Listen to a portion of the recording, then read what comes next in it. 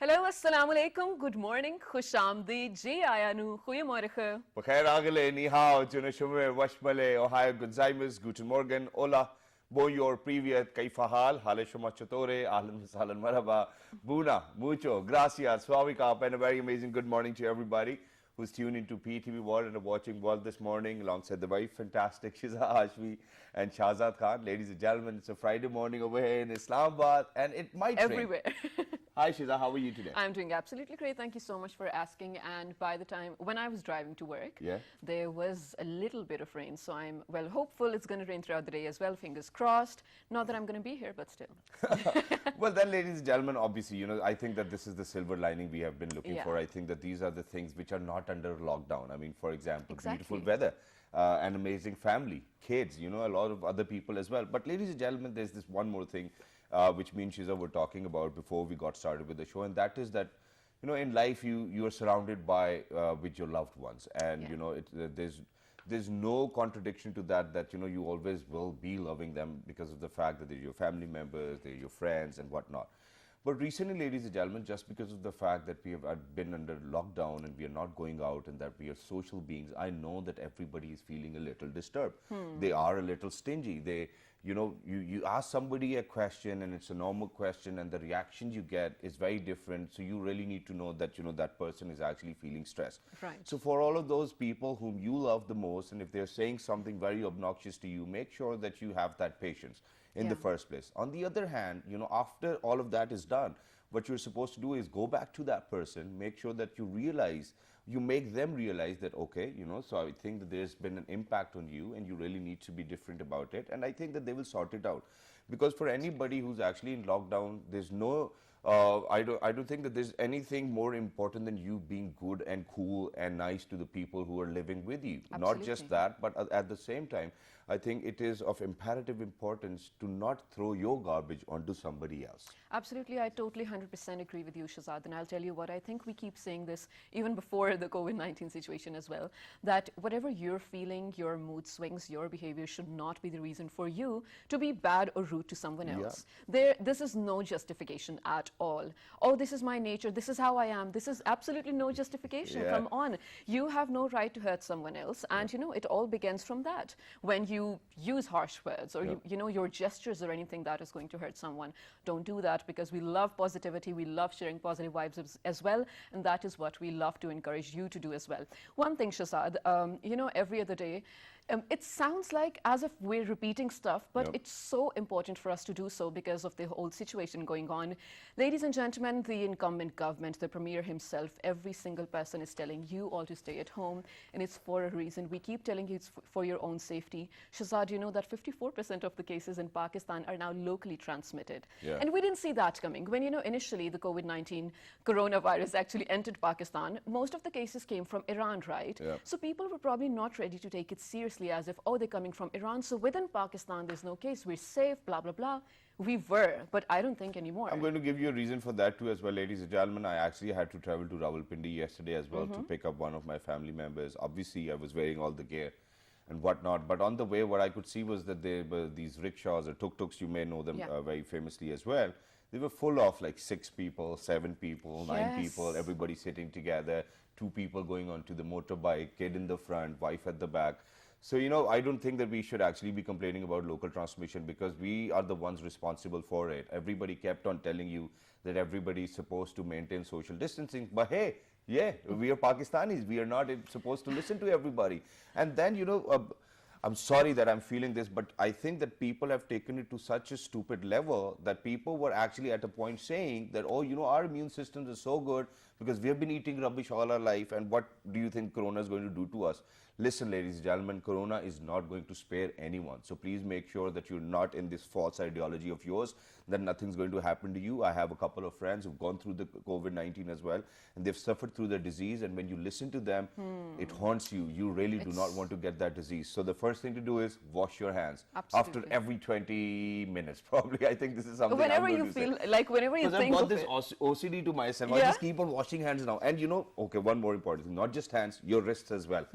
we kind of touch our face with our wrist as well, so All please the make sure to time. do that. Right, absolutely. And Shazad, you know, when you are talking about all of these things, again, I do agree with you. We have hand sanitizer in literally like every corner of the room, and out of nowhere, like every 2 minutes, we'd be picking one of them just for the color of it or for the scent of it, and we'll be using it. That is what you all should be doing as well. Yep. But here's the thing: we're not here to create panic. We were just telling you like the numbers are going up, but the government is actually doing a lot to make testing available for a lot of people. Exactly. So on average, lately, 2,500 tests are being carried out on a daily basis in Pakistan, and the government intends to make it 25,000 per day by the end of April. Fingers crossed. I hope we get there. as Exactly, and I hope we get there as well, because till the time we're not going to get ourselves tested, I Yeah. don't think that we're going to be coming out of this pandemic as well. But very Absolutely. quickly, ladies and gentlemen, you've seen a lot of song dedications for people or who are the frontline warriors, you know, people over here in the studios, behind the cameras, MCRs, doctors, you know, police personnel, army Volunteers, officials, everybody's working.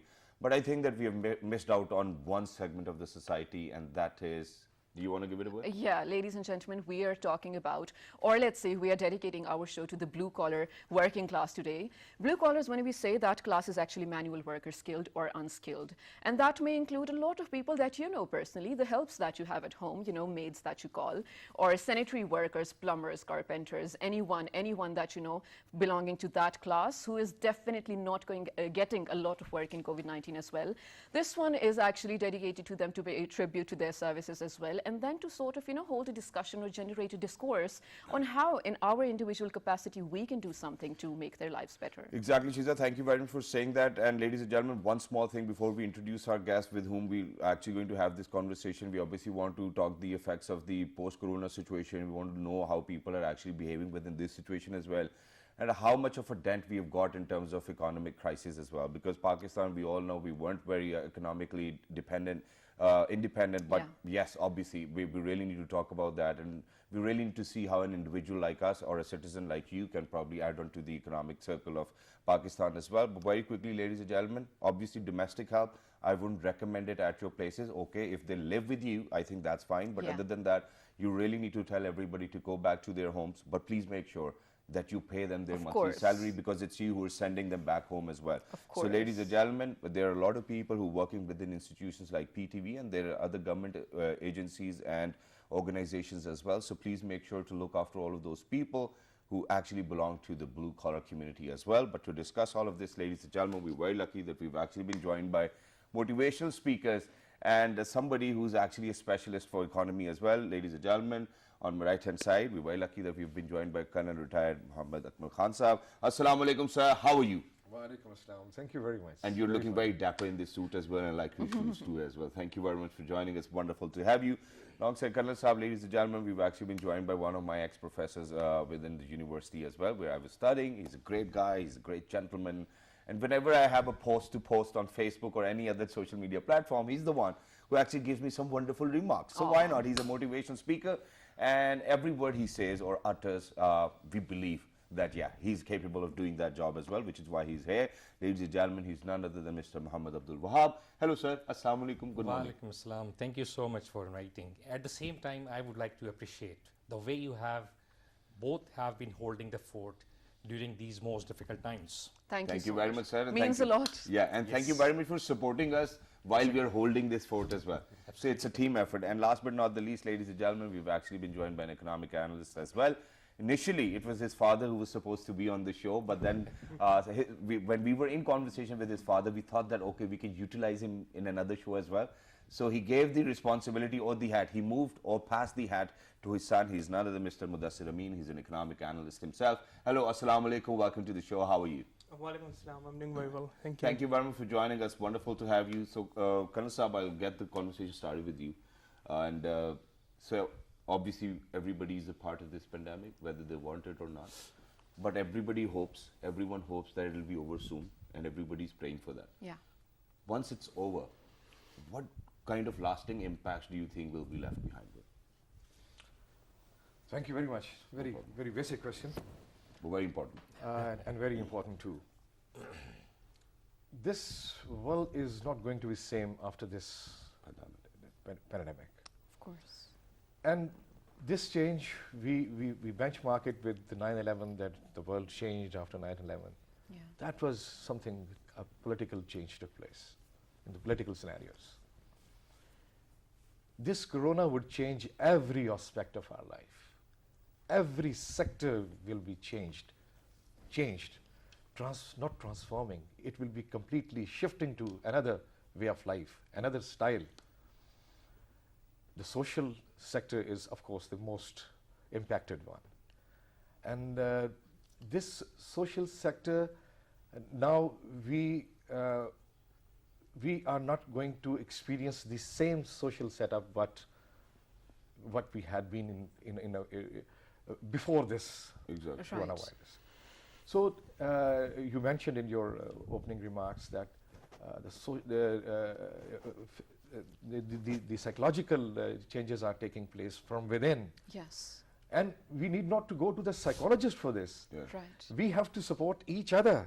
We have to give each other that space, because everyone is now undergoing this pressure, this tiring time. So you dedicated this show to the very honored class, the blue class, which in fact which are the movers of the society. They are the backbone of the society, Absolutely. and they are in the physical terms, they are the most effective people. Exactly. Most effective Yes. people. And now, while we are talking about them, this class is now confined to this part of the world only now. Yeah. The rest of the world is not very used to this sanitary working, and we do our work over there with our own hands. Yes. Right. Exactly. Right. And same is going to be a change taking place over here as well. So as a society, we should take a cognizance of this situation, because these people are now going to lose their jobs. And with losing their jobs, they would be, of course, their living standards and their economics is going to be further deteriorated. Right. And then we expect the society and the communities to come up, and of course the government at some point in time. But these communities must now think about this class, that this has to be now taken care of. Exactly. And there should be some segment of the society which must be taking ownership of this class. Exactly. Right. And then, of course, we seek some sort of further changes taking place in our political systems, in our education systems, In our institutions, in our policy making, a lot policy of making. Yeah. This is going to be absolutely. You mentioned that once this corona finishes, I don't see this phenomena finishing. All right. Yeah, and you're calling it you're calling it out as a phenomena as well. Yeah, of course. This is going to be a way of life now. Yeah. Okay. Okay, this is, while this is, let's I say, so do a not part want of it to be true, but yeah, exactly, let's it's see. true, but it's sort of scary as well, because we as people, I mean, it's natural, we do fear what is going to happen to us as well. But the way you explained it, it's true, it's a reality that we must sort of face, or probably at least try to change before it does hit us hard. But now moving on to you, Mr. Abdul Wahab, you know, he very brilliantly explained how things might change or are going to change anyway, whether we do something about it or not. Which brings me to something, I was reading an article about, you know, a lot of people making assumptions and actually, you know, running out studies and whatnot about how gender roles may be submerged, changed, or probably blurred in the times of corona and in the world after COVID-19 as well. What do you think about that? You see, when we talk about this corona pandemic, Yeah. you know, it has devastated the whole world. Yes. When we talk about West and East, there are certain differences. Right. Western society is quite disciplined, and at the same time, they are most affected. We are quite resilient people. Yeah. As a whole, you know, our doctors Yes. and sanitary workers, as you have already dedicated the show, these are the frontline warriors. Warriors, yes. And the way they have been performing their tasks, this is really commendable. The way our doctors, even without essential gear, Yes. that way they have been handling, you know, patients, this is really praiseworthy. They're very when we talk brave. when we talk about sanitary workers, Yeah. I really pity them. Most of the western part, they have got machines. Yep. Right. In this part of the world, they do it manually. We are the machines. Yes, and believe me, not even a single day they have protested or they have gone on strike or they have expressed their fears. They are waging this war quite fearlessly. You see, when we come to this side of, if I'm not wrong, you talked about gender. You Yes. see? Well, you see, I mean, both genders, as they are part and parcel of life, you see, they are performing their respective tasks. Right. They are part of family. As people have been confined to houses these days, and most of the work is getting done online, their jobs have gone really intermixed. Right. Most of the men, they are performing household chores these days. Yes. And willingly so. I mean, You see, that's willingly. fun. This is something very positive in our There's society. precedents for We this. used to have taboos. Men would never touch household work. Right. They would say, oh, this is purely women work. But there is a blessing in disguise. This pandemic has brought quite positive changes in our society as well.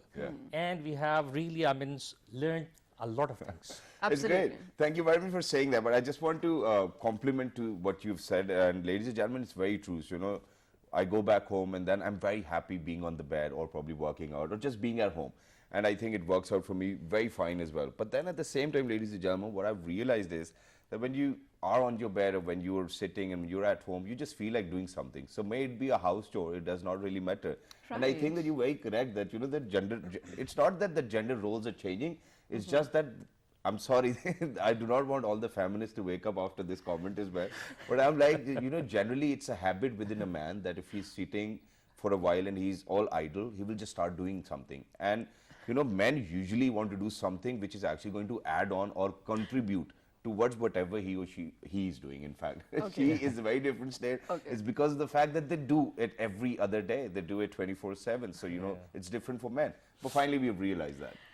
Yeah. Okay. Anyways, so moving She's on to keeping her comments reserved today. Okay. Yeah, I Come really on. want to. You need to say something. Yeah, you There's can so say many it. things I want to say. But I really want to, sort of adhere to the conversation going on over here. Mudassir, I do want to pose the very same question to you in terms of, you sort of representing the younger generation. How is this working out for you, the gender roles and everything? Also, being an economic analyst, I want you to sort of shed light on if you think the class system is going to submerge over here. Like, Muhammad Akmal Saab over here mentioned how things are going to change as, let's say, the blue-collar workers or sanitary workers at all. We won't be using them anymore probably after the whole situation gets cancelled. Maybe we are, let's say, equipped enough to do our own stuff. Is that going to change? I've got a bit of a different approach to this. I mean, the way our society has been going through, starting from the very beginning, we're very used to domestic workers, right? And the trend for domestic workers to change is going to take a lot of time, Okay. right? Okay. So every change in society comes over 10 to 15 years of time period. And it's the younger generation, the new educated people, when they come and they start taking responsibilities, they want to do things differently, right? Yeah, and they are hiring Filipinos these days, just so you know, for domestic help. That's Yeah. how different we are. Yeah, I mean, the trend of Filipinos is very common in Dubai and Yeah. Middle Eastern areas. And even in the UK, I mean, I've seen people trying to find cheap labor to do it, but they've got really strict laws there Exactly. trying to protect these people. So in our country, unless we can have laws to protect the lower class, right, and those laws should be implemented, not just paper laws, until then, I feel like the trend is going to continue. Okay. All right. The real change in economy, well, it's a very big topic, but I'm just going to try to condense it as much as I can. So economy works in cycles, right? So it's kind of like a sine wave, and we've got a period of growth, contraction, and then we go to a recession, tipping point, and then we start the cycle back up again, Right. right? And in the past, there have been many cycles. I'm just going to discuss two of them. Okay. The tech bubble in the US. So I want to talk about the US because it's the biggest economy in the world. And the direction the US economy takes, the entire world just kind of like Yes. follows that. So in the US, the tech bubble of 2000, it was the first, in the last 20 years, the tipping point when the economy kind of like fell into a recessionary time period, and the tipping point for that was 9/11. So, Yeah. so the economy was already slowing down. We were like getting to the peak of the cycle. We had 9/11. We went directly into recession. After that, we had a period of 8 years of growth, and in 2008, Fight against terrorism, there were so many things yeah, included. yeah, exactly. And in 2008, it was one of the biggest investment banks within US. Yeah. Lehman Brothers collapsing, and then we kind of like submerged into another recession, the Great Recession of 2008. Right. And things started to change after 2008.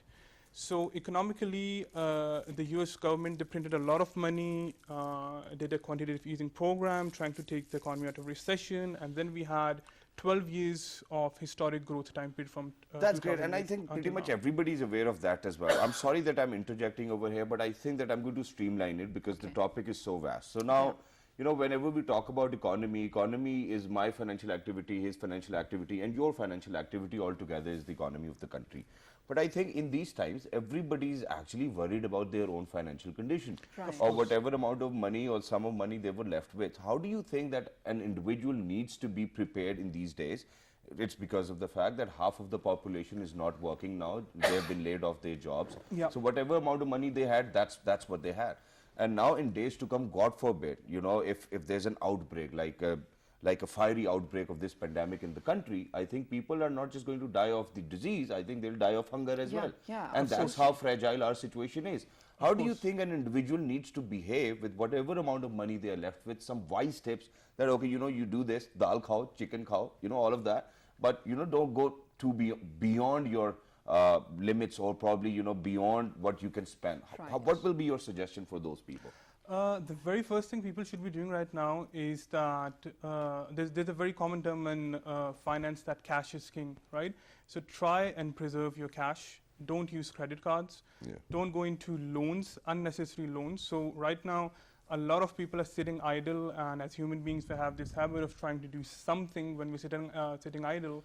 And a lot of people, they try to shop, and there's a trend of shopping online a lot. Yeah. So try not to do that. Try to control your emotions and Right. try to preserve your money and try to make it as longer you can last it, right?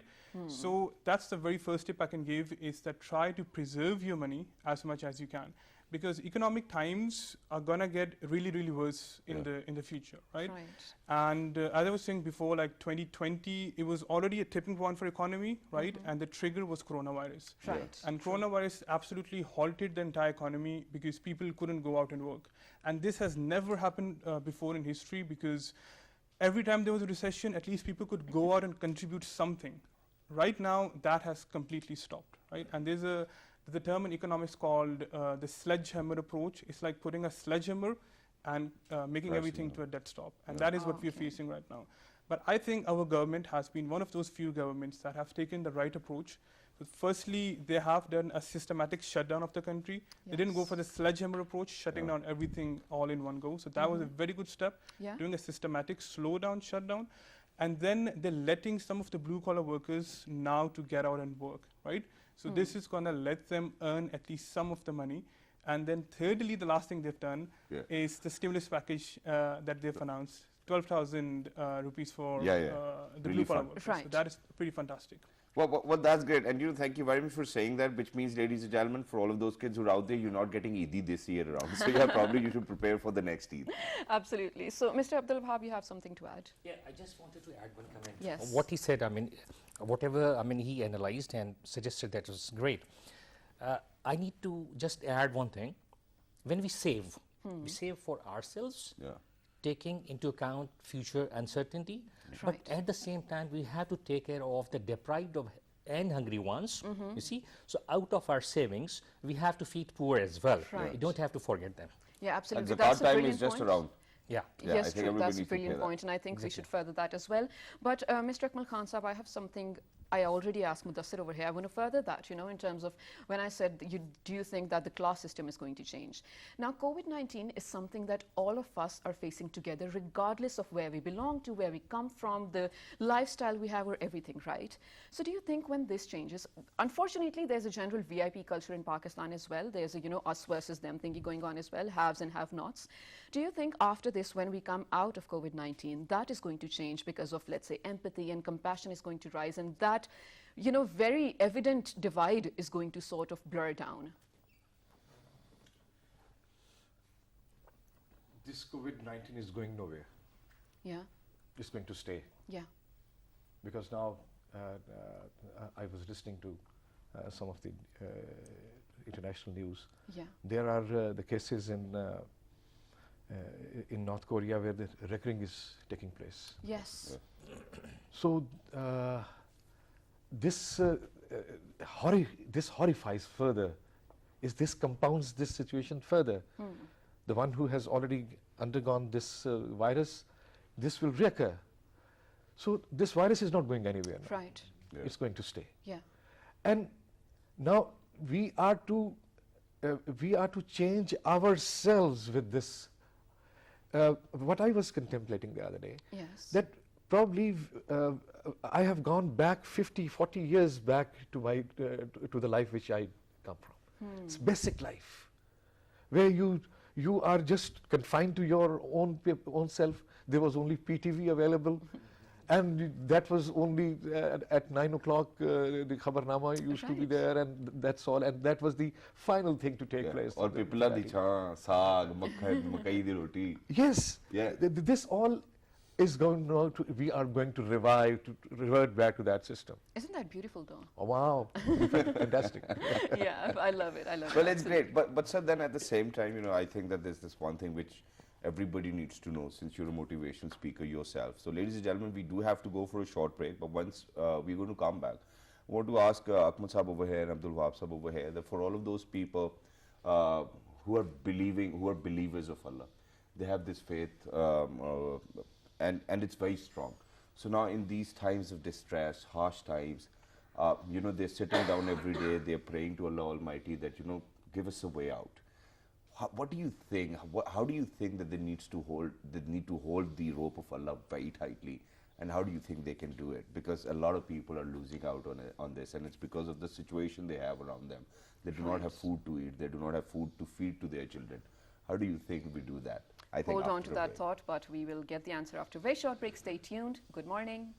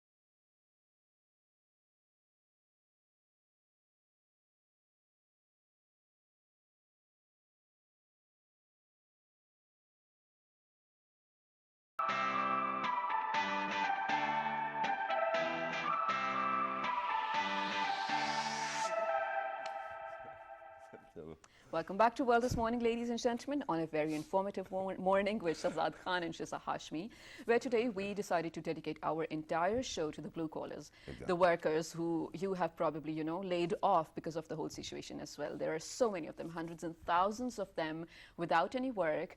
And well, we just decided to, sort of hold a conversation where we can figure out how we can help them.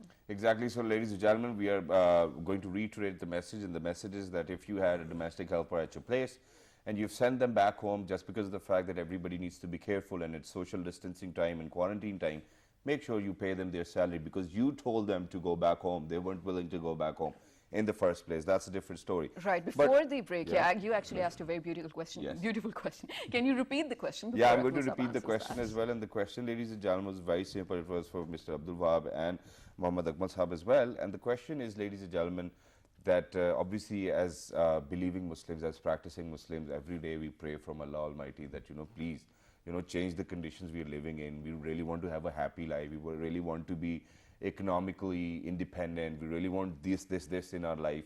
And then at times, obviously, there's a delay, ladies and gentlemen. But it does not mean that Allah is not going to answer. You really still have to grab that rope of faith like as tight as you can. But then, unfortunately, ladies and gentlemen, and it can happen to everybody, just because of the given circumstances, people start to think about something other than what they used to believe in. So how do we hold that hope very tightly and just stick with it and know within our own selves, because that's the power of belief that everything's going to be fine one day. How do we do that, sir? I just mentioned that it's a beautiful question. Thank you, sir. And this brings us back to our life. I was just mentioning that this brings me, I go back almost 40 years, that kind of environment I used to live in, we have almost gone back to the same level. And that within the family, we are finding ourselves more bonded now. But now a time should come that this bondage should be extended outward as well. Exactly. And you should start taking care of your next door neighbor. Yeah. So again, if I am living in DHA, my next door neighbor is again a DHA resident. Yeah. So what care I should Or probably another retired colonel as well. Yes. It's DHA.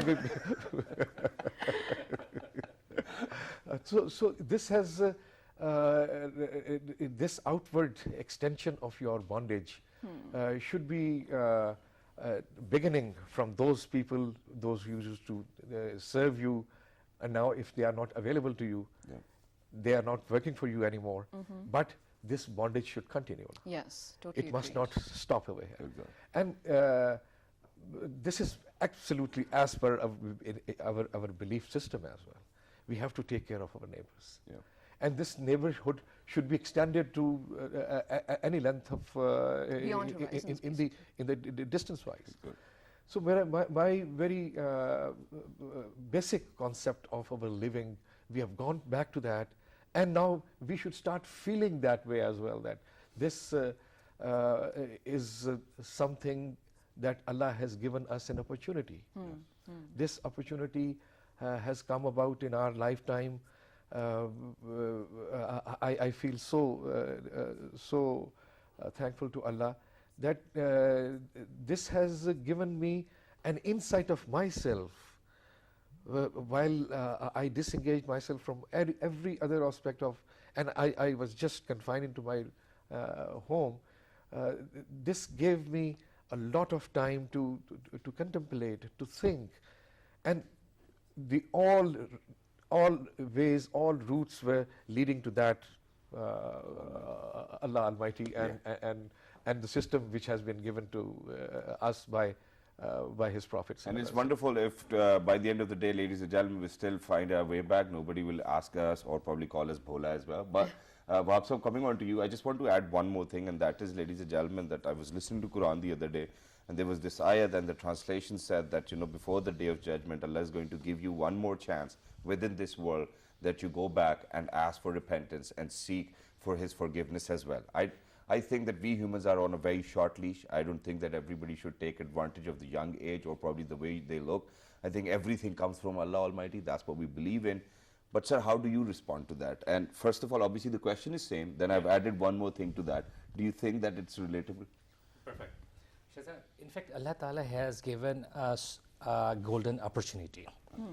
We have got fear of corona, but let me tell you, fear basically unites, and unity is a strength. So what we have to do, we have to get strengthened because of this fear. So when we say unity is a strength, it is basically what is doing, it is uniting people. Right. It is trying to invoke the passion of help for each other. It is invoking a passion within us that we have to take care of poor, as you rightly mentioned. If we have sent sanitary workers or housemates to their homes, then it is our moral obligation to pay off their monthly wages. Yes, you of see, course. because we have to think, if we are salaried class, we are going to get our salary without any interruption. But these usually daily wage earners or monthly workers, they survive what we give to them at the end of a day or at the end of a week or a month. Yes. So what we have to do, we have to take into account the misery and poverty of all these daily wage earners, and we must at least dedicate 20% of our earning for these workers. Right. If we can do it collectively, But if in these days you're only getting 20% of what you used to earn, how do you think that we're supposed to give 20% away? We're saying that supposed to be daily Well, wages. That's the only reason why Shiza gave me a look. You took it differently, Yeah. but that's what we were discussing. that's why I earlier mentioned salaried class. You see, Yeah. those who are in business, of course, their businesses are down, you Yeah. know, so they are complaining. But at the same time, let me tell you, you know, the class we are talking about, usually they always cater for their next 6 months. I must be frank, you know, the class which is rich, it's not like that. I mean, they survive on their monthly earnings. Right. Usually they cater for their 6 months or next 1 year. You see, so now it is our moral obligation that out of our savings, we should at least dedicate at least a reasonable sum, because I mean, these hungry people, these poor people, they are the responsibility of a state. At the same time, they are our responsibility as enshrined by Islam. You see, if we do not help them, tomorrow we will be endangered. Remember, a hungry man before dying would like to destroy the whole world. Exactly. So basically, we are ensuring peace and we are ensuring our own stability in future. And let me tell you, it's really not that difficult. If we were habitual of eating 3 or 4 dishes, let's come to one and just think that second dish would go to poor. If every household decides that, I must tell you, nobody will be hungry. And the best example I would give of JDC, this Mr. Syed Zafar Abbas, the way he is working, the way he is supervising and maintaining and organizing, this is remarkable. I have never seen such an individual on earth who has been doing this job so marvelously. Right, that is absolutely brilliant, and those are the people that we should look up to as well. Exactly. But you know, so far I feel like, Shahzad, we have established that the social and cultural norms are going to change. I mean, the entire picture is going to be 180 degrees, and we don't know what to expect That's true. anymore. I mean, we ourselves are going to be so different in our nature as well. But now I want you, Mudassir, to sort of paint us a picture of what the economic situation is going to be. I'll tell you how. We all know that China's economy actually got a huge hit, and the GDP figures for the first quarter of 2020 show that it shrank by 6.8%. It's insane. First, tell me what that means to the world, and then to Pakistan specifically. For the entire world, we're going to see a tremendous amount of contraction within the GDP for the US and Europe. Right. And as we know that China is like a factory which produces all the goods Right. that the world consumes. True. And the biggest consumers are the US and the Europe. So they're going to stop or at least shrink their consumption. So it's going to have an effect on China. Pakistan comes in the middle, right? As Pakistanis, we're quite dependent on our exports. Yes. And our exports are heavily sent out to US, Europe, and China. All of these 3 countries, they're going to shrink and they're going to contract. So our exports are going to contract. So this is actually a tremendous opportunity. So there is light at the end of a tunnel. We shouldn't really rely on other countries to help us feed ourselves. Okay. We need to start and build a domestically led economy. Right? We want to be dependent within our own country. Yes. We've got 60% young youth within Pakistan who are able to work, Yeah. who are fresh and ready to join the workforce. So the government should do something like the US did in the 1930s depression. They started mega infrastructure projects Okay. like the Hoover Dam, Golden Gate Bridge, and the Lincoln Tunnel. So in Pakistan, we should start the Bhasha Dam project, right? I hope so. If we can get the It's funds giving from a lot of outside. relief to the construction fraternity or the people who actually course, do that of business course. as well, which is good. But there's one more thing which I want to add and probably ask as well. And I know that I've always been a very avid believer of whatever goes in the world, there has to be something opposite in this part of the world as well. Okay. So just 4 or 5 days ago, I was just watching the news, and so all the businesses are shut down, all the factories are shut down, but our stock market's going up. How is that possible? A stock market is a completely different world, right? Yeah. It works on emotions more than anything else. And if investors see a ray of hope, they're going to start putting money in the stock market. So Yeah. our interest rate went down by 2%, and everybody's seeing hope in the economy. There would be a pullback in the stock market, and stocks are going to rise. But eventually, they will start falling back again until we see real changes in the economy. I know it's a longer debate, and my producer wants to wrap it up as well. But for all the businesses being down, and you yourself as an economic analyst have said that for China and USA and all of these countries where we export our products, they're going to shrink and the economy is going to shrink. How do you think that the stock market will actually go up, yeah? Even if the interest rate has gone down. I mean, mean, nothing's working these days. And it's still going up. The best hope that we have is a government-led mega infrastructure program, Yep. making of motorways, right, building dams, or even our copper and gold mine in Balochistan. This is the best time to Yeah. start mining from there and start And nobody's going to come and stop you. And as well. reopen the rig as well. reopen the rigs, exactly. Exactly. And finally, one thing I wanted to add in the previous conversation you guys were having about connecting with God, I think this is the best time for us to start reading the Quran and start reading the translation of the Quran more importantly, so we can understand the message that Allah subhanahu wa ta'ala has been trying to tell us for the past 1400 years. We always read the Arabic, but we never read the translation, right? Yeah. It's time to start understanding what Allah subhanahu wa ta'ala wants to tell us, and once we do that, our lives will dramatically change. Agreed. Jazakallah. That's Thank you just very much, wonderful. gentlemen, for being with us. It was lovely to be in conversation with you. And I've always taken away something from you both as well. Whenever you guys speak, you always make sense as well. Yeah. And we, ladies and gentlemen, over here hope. And this is the best we could do. We make sure that we talk about all of those people. We talk about all of those issues who might be under stress in these times as well, or generally as well. I think everybody, Shiza and me over here, we are the voice of everybody who's out there, every Right. single individual. Right, absolutely. So, ladies and gentlemen, I hope that you take away something from our show as well. You learn something as well. And all of you guys who are making a change, who are making a difference in this situation as well, helping anyone, do share with us your stories. We love to see inspirational stories. It gives us inspiration. We love to share, your nature, your love with the entire world, let's say, as well, because we open our windows to more than 40 countries in the world too.